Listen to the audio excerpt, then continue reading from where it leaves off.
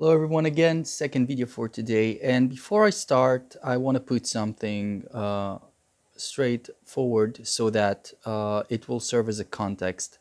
In this game, no matter how coordinated your alliance is or how much you invest in time, eventually those who pay for boosters or whatever in the game and grow in BP faster than a casual like me who just does his daily routines and don't spend money to grow in power will eventually beat you. It's just a fact.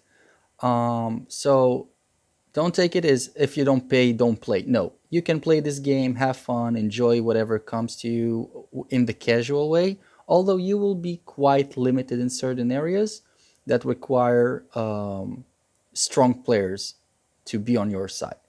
So let's delve into the alliance system. It's mostly for new members in the game, new players, people who don't know much about it, but I will put my thoughts on it and how I think the ideal should be. So let's get started. So we have the Alliance. Alliance unlocks at level 80 for you, and once you reach level 80, you can either create one or apply to one. To create an alliance, you will have an option to create one, and there it will cost you 200 pink dimes. Once you do that, you will see this screen whenever you get to your alliance. At the top, we have alliance announcement. Only the alliance leader can edit it. You have this row right below the leader name and officers. So at level 10 alliance, which is the maximum, you can have 3 officers and five administrators. Now, administrator and officers are two separate kind of ranks. And then if we will move forward to management, we can see that we have the positions leader, deputy leader, and administrator. Below that, elite members. And I don't know if my alliance possess common. And I think there is also advanced. Yeah, and advanced. So the lowest is common for all the new members that will join. Then you have elite members and, sorry, advanced, elite, and administrators, deputy leaders, and the leader itself. So the let's move to foundation. Every level you want to grow, it requires to consume a certain amount. Now, because there is no level 11, but it says that if we do want to level up to level 11, it will cost 19,300,000 gold. Maintenance is every day that passes your there is a maintenance cost. This for us at level 10, it's 780,000. So no matter how much we put into foundation, which is the total bank of all the donations or contributions, it will always be deduced every day for the level of the alliance. Now, regular alliance starts with 20 members maximum or 30, and it climbs for a few levels by by 5 members, and at certain point it will start climbing by 10 till the maximum amount of 100 members. As you can see right now, we have 99 out of 100. In the management window, you can request for instill, and the alliance leader and deputy leaders can click on someone and kick him from the alliance if they want to. The alliance leader is the only one who can promote elite or advanced members to a deputy leader position. The deputy leaders can accept, if we will go to information, if I was a deputy leader or a leader, right by details, I could see recruitment, I think, and there you can, or application, and then you can see all the members that try to apply. And the administrators, it's an automated system that gives an administrator position to any member who performed the best during the week. Now, the performance is probably measured by how much you contribute, and contribution comes from donation and basically all the contribution points you earn. It comes from donations. So the more you donate, the higher you ranked in the promotion status for an administrator. Solvent stealing and participation in bonfire, which I'll talk in a moment. Fortune system, where you can share your fortune with alliance members and request fortune. And the skills of the alliance. Now, maybe it will mention here somewhere. Nope. Okay, so let's talk about skills first, then we will move to bonfire. So at level 1 alliance, you will have only the Cyclops skill, and I think at level 2, 6, and 8 or 9, the rest unlocks. I can't really recall, but the higher your level of the alliance, the more the closer you are to unlocking all the skills. The skills basically give you fixed stats, and you can upgrade them by spending alliance contribution points. I don't do that. If you want to know why, go and check my video about how to manage your alliance contribution points. But they are there, and whenever you leave an alliance and you return back into another alliance, based on the alliance level, you will have your skills back, but without an alliance, you don't get the bonuses of having them. Now let's move to the main event that helps the alliance the most. So you need an alliance to participate in 2 events: the Roland's Castle, which here Roland's City War. You need alliance members, and because the more people, the better. And you need to spend your alliance foundation in order to get into the contest or war. So once in a week, it happens, Sundays, and each alliance sacrifices money from their foundations as a bidding currency to enter the war. The top 3 bidders get into the war. So this is one. The second one is Alliance. It's supposed to be here. Alliance Battlefield. The Alliance Battlefield every Saturday. You need to register before that, of course. Only the Alliance leader can register. Please remember that. And once you do, 24 hours before it starts, you will see against who you play. You will be facing always against an alliance with the same level. That means if your alliance is extremely strong at level 5 and your alliance is mostly active during that time, you probably will win. Now, here is the catch. All of that is determined mostly on how much active members you have.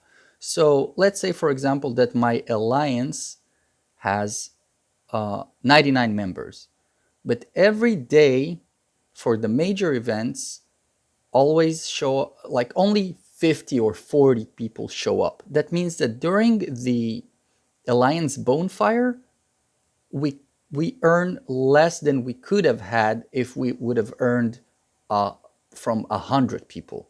So don't ever jump in level of your alliance if you are the alliance leader if you don't have enough members that participate during bonfire. Now, I want to talk about why is it so important to participate in bonfire. Let's find this event first. It's supposed to be obviously tomorrow. So the Alliance Bonfire, it lasts 30 minutes every day at 8 p.m. This is the main Alliance event. It happens in the Alliance territory. And what it gives you is basically grants you a lot of contribution points for doing the quest, the Alliance quests, where I already touched in previous videos. Don't do them ever at any time but during the bonfire. So whenever you do those activities during bonfire, especially by just being there, you first gain a lot of alliance contribution points. Second, you also get a lot of fundings for your alliance. So this is super important to be always active during this specific time, because Basically, alliance is measured by its activity and how many members are there to participate and contribute to the alliance. So if most of your alliance members never active during this time but log on during the rest of the day and just don't participate in this specific event, your alliance stays pretty weak. So my thoughts on how to have a very strong and leading alliances the server are these basically. First of all, make sure all of your members are present between 8 p.m. when the bonfire starts and 10 p.m. when the last event is over.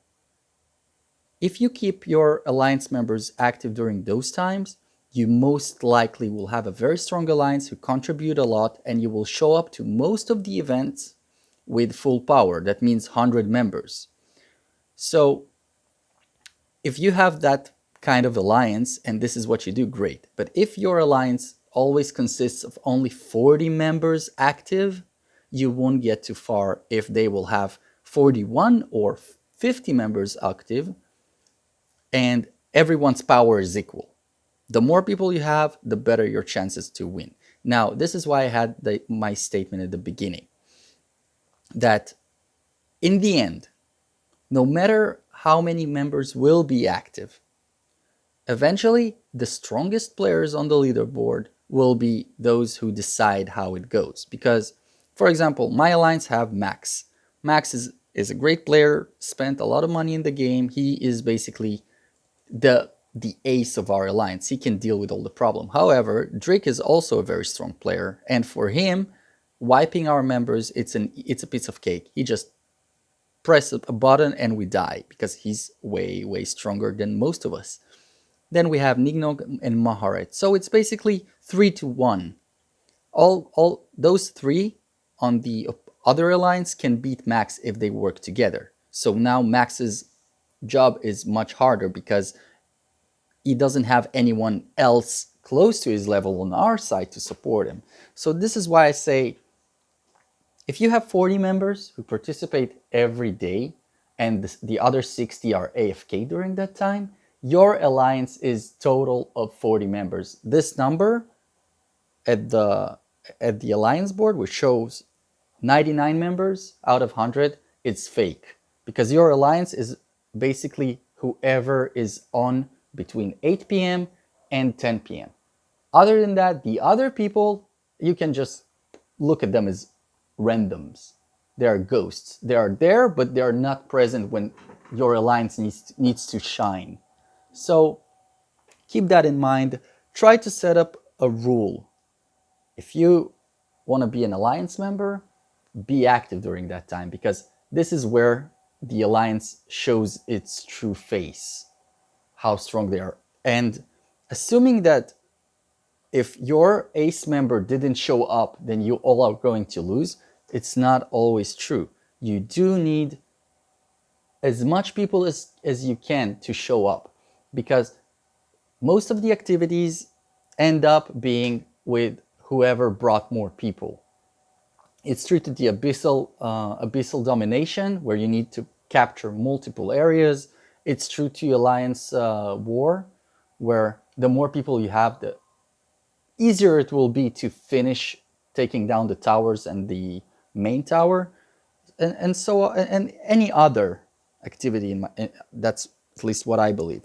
But yeah, it can take your alliance to a point where not everyone can be present, but just go and recruit new members. And yeah, the ideal is that you have 100 players on each side fighting each other, and the less you have on your side and the more they have on their side, you give them an opening in beating you. And yeah, if everybody were equal in number, but there was one player that spent more money and he's way stronger, the number of members eventually doesn't change. But don't give up, guys. It doesn't mean that if there is an alliance that's ruling the server and beating everyone because they have the stronger group of players, it doesn't mean that you can't play the game. It doesn't mean you can't enjoy it. For example, in my server right now, the power balance shifted towards the the enemy alliance, not really enemy, the competing. And we are now struggling winning most of the events. But that doesn't change the fact that I still can do my daily routine. I still can finish my alliance quests during Bonfire. I still earn some amount of alliance contribution points to get stronger in buying the Craver and the Gem Refinement Stones. So everything is okay. I can still play the game. The alliance activities that require your alliance to participate in are only optional. They're not. You can look at them as mandatory to progress in the game. But again, you don't have to participate in the race, because eventually, if this is only one guy running, he wins, obviously, but over time he asks himself, why do I run? Why do I chase the race? Because I believe that if you stuck in a server where there are two alliances like I have, which are leading the board and always fighting each other, and you come to a point where you cannot beat them, just stop competing against them. Just sit back. They will realize that it's no fun anymore. You cannot, you have no one to fight. They stop getting stronger because they have no incentive of going and buying more power. Once they stop buying power, it gives you a window to start climbing up slowly, not by winning alliance activities, but by having your free time to just grow and grow and grow and catching up. And them not spending anymore makes them standing still without the power growing too much. Because in this game, if you stop spending money at a certain point, you climb too slow. Because I want to give it as an example. Spirits, every upgrade costs you more. So at a certain point, one spirit realm event is not enough to level up your spirit. So it takes 2 days instead of 1 to level it up. And so does with every other aspect of upgrading system. The costs grow higher. And to maintain a steady growth without slowing down, you need to spend money. So if you stop competing and pushing them for more and more to spend more to beat you, they stand still. And if they stand still, you can take the time to grow. If there is no competition, they stop being like bullies that don't let you grow, because it saves them money. If they don't need to, if they put you down, it saves them money, because if you start spending, they start spending, it never ends. But if you stop fighting and just try to grow slowly without showing any opposition, and you let them have the server, eventually they will stop finding enjoyment in competition, because there is no competition. They either drop out or will join your side, or will let you join their side, and then you will get back to having those rewards from winning alliance events again. So this is my thoughts on the alliance system. Thanks for watching. If you got to this part of the video, please like, share, and subscribe. Leave a comment down below what other content I can cover or anything you want my opinion on. I believe in the future I will have a video that talks about spirits. It will be pretty tough to explain it because there's a lot of options. Maybe another video about accessories, which I also have in mind. And we'll see what comes next. Thanks guys for watching. I'll see you guys next time.